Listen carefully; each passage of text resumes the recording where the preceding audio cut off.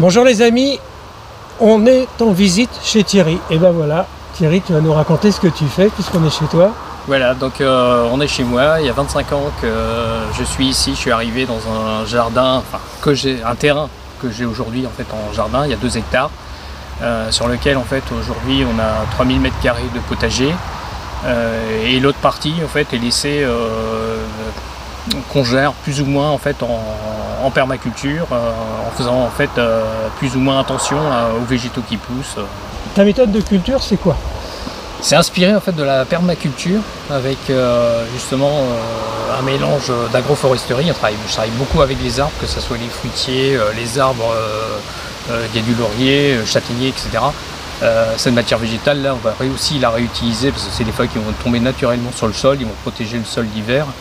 Ce qu'on fait, c'est qu'on cultive en fait avant tout le sol, donc avec la mycorhisation, etc. Plutôt que de cultiver en fait le légume. C'est le sol en fait qui est le principal moteur de la pousse en fait des légumes. Si le sol il est mort, les légumes ne vont pas pousser derrière. Le potager Thierry est dans la zone du pays Bigoudin, donc on va aller visiter son potager. Bah, je t'emmène dans mon premier potager. Allez, on est parti. Ici c'est pareil, c'est des cultures en fait qu'on associe. C'est du cresson. Cresson? Cresson des jardins. Cresson et poireaux, ça se marie bien? Ça se marie bien. D'accord. Alors, on avait une série d'oignons qu'on a passé derrière en fait des haricots verts. La chose qui n'est pas à faire et qui a passé cette année. Ouais. Ça a passé. Bah, ça normalement, a passé super bien. On a eu un gros problème d'approvisionnement au printemps là, avec nous on commande en fait nos oignons, en fait, les bulbis sont commandés en bio. Comme ils n'ont pas eu de traitement, ils ont mal supporté, en fait, la conservation a été très mauvaise. Et il a fallu, en fait, les oignons qu'on a reçus, le fournisseur les avait triés avant, il a fallu qu'on les retrie. Et donc on a fait un essai en fait avec tous les oignons qui étaient à bout pris, qui avaient commencé à germer, etc. Et on a eu une excellente surprise. Voilà, là on est sur une culture de petits pois. Le pois capucine, c'est un pois grimpant, très rustique. Il a été semé début juillet, et sur lequel en fait on a mis des tuteurs d'osier qui étaient déjà préalablement séchés. Il faut qu'ils soient secs pour éviter en fait qu'ils repartent en végétation. Ouais, c'est cool ça. Ceux-là ils vont servir en fait à alimenter la grainothèque. Là on a une partie de verger avec des pommes, souvent des variétés anciennes. Là, on a une bonne écarrée, on a de la clocharde. On a aussi la variété rainette grise de l'Orient, qui est une variété qui ressemble beaucoup à la canane à grise. Et donc la plupart des pommiers ici, en fait, c'est nous qui avons fait une greffe sur pommiers francs. Alors on est où ici? Ici on est dans l'espace pépinière. Donc au printemps on va commencer à faire nos semis, tomates, courgettes, etc. Les bouturages, etc. Donc on a des tables surélevées en fait pour éviter en fait que les mulots, etc. puissent venir manger nos graines. Et là comme vous voyez, donc à partir du mois de mai, les plants sont sortis en extérieur. Donc on les met en extérieur pour qu'ils s'endurcissent. Donc c'est aussi un gage de ne pas se faire moins prédaté par les limaces et les escargots. Et après, une fois que cet espace là qui fait en gros 25 m² est disponible, en fait on a quelques plants de chayotes qui viennent prendre en fait l'espace. Et montre-moi tes chayotes. Elles sont monstrueuses. Magnifique. Voilà, donc en quelques semaines l'espace est comblé. La chayotte, quand ça s'y plaît, ça pousse vite. Hein. Donc ça restera jusqu'à début décembre. Début décembre, en fait, on aura fait l'essentiel de la récolte. Là on a commencé la récolte et puis plus en fait on va récolter, plus ça va produire.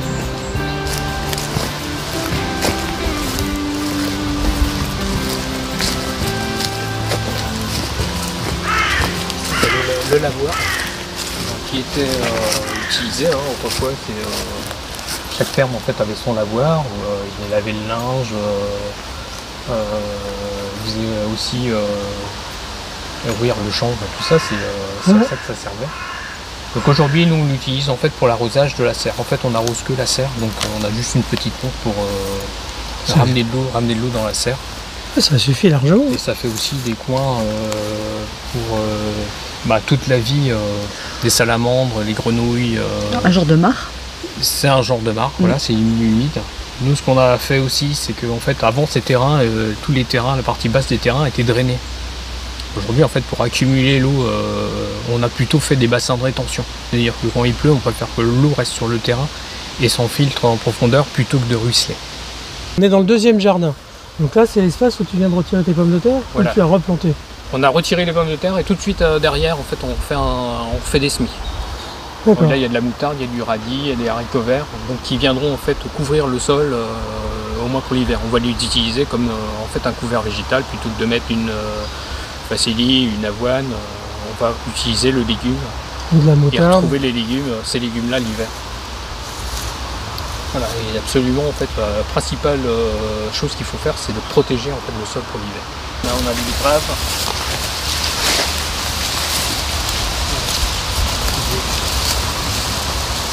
Voilà, qui sont mangés un petit peu par les escargots et les limaces. Ça est inévitable. Voilà, donc ça c'est le problème des escargots, des limaces. Donc là c'est la Forma Nova. Là c'est le haricot capitano. Donc qui se mange, voilà, qui se mange à peu près cette taille-là. D'accord. Ils se mangent vraiment gros. Comment tu l'as appelé? Capitano. C'est une variété qu'on va aussi utiliser en serre début du printemps, voilà, qui ne nécessite pas beaucoup, qui est peu exigeante en eau. Il y a une partie, là, une rangée, on va la garder pour faire de la semence. La serre elle fait 300 mètres carrés. Donc la partie haute de la serre étant plus chaude et utilisée pour faire de la pépinière. Et le reste est cultivé en fait pour faire du légume. Donc plus on est dans la partie basse, plus on va cultiver des légumes qui ne nécessitent pas de chaleur, moins de chaleur. Donc tout ce qui va être poivron, etc., on va les mettre plus en nord de la serre. Et le reste, on va le mettre,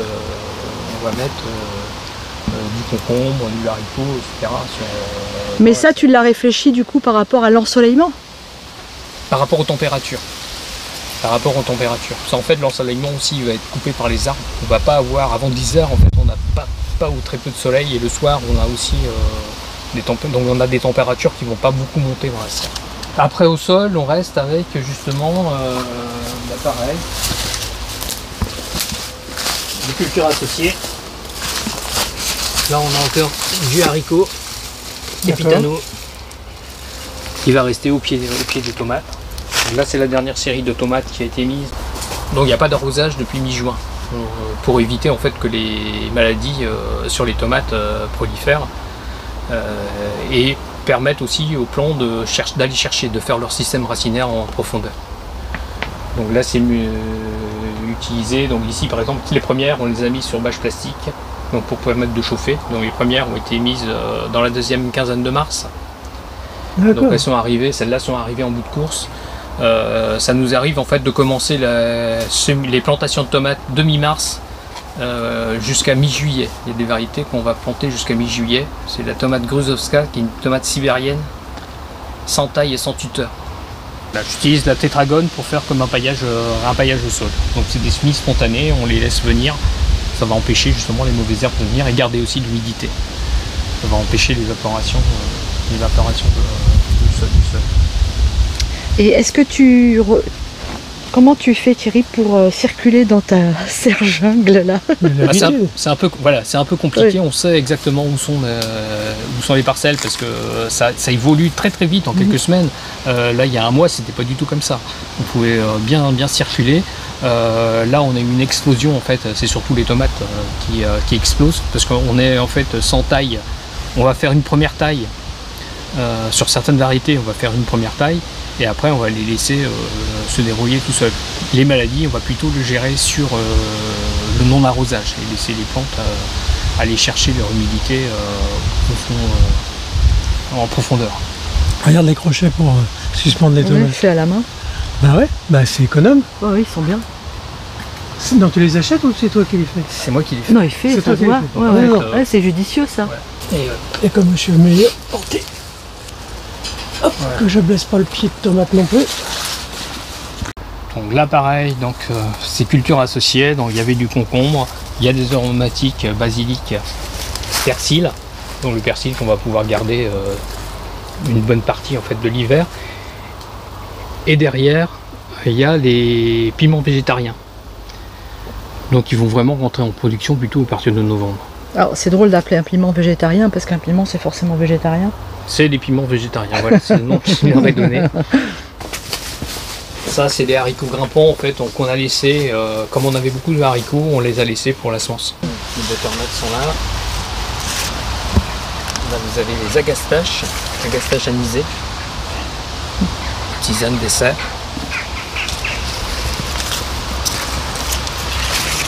Donc, nos premières planches, pareil, nos premières planches de courgettes, là c'est de la courgette verte, Ouais. donc qui a terminé relativement rapidement.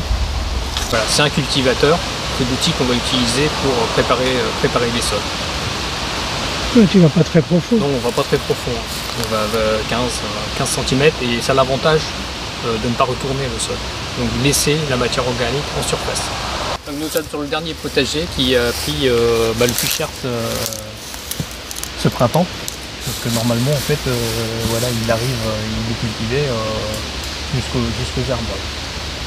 Donc comme le sol est resté humide, compacté, on n'a rien pu faire. Ouais. Donc il faudra attendre l'année prochaine. Là il va rester justement, on va laisser la végétation dessus jusqu'au printemps prochain, quoi.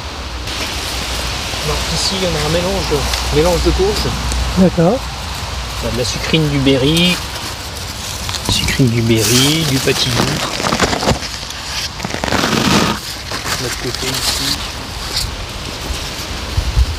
on a du Jack Beetle. On a aussi de la langue de Nice, la melonnette jaspée de Vendée, potiron du Pérou. Il y a vraiment aussi des gros potirons, c'est ce qu'on va cultiver.